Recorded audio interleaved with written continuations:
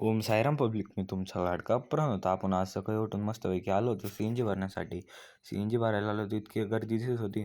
आपला नंबर आपण गाडी मागून लावून घेतली आणि घेतला भरून. घरी आलो तर गाडी धुवायची होती. 2 गाड्या घेतल्या होत्या धुवून पहिले, आता स्विफ्ट राहिली होती.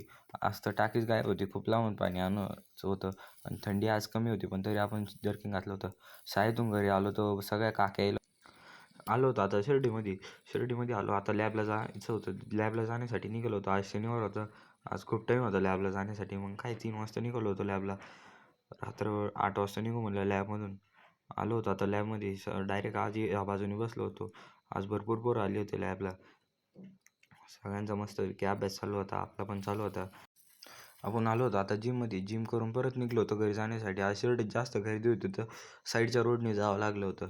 गर्दी असल्यामुळं आपण गेलो नाही शिर्डीतून. जास्त टाईम लागला असता.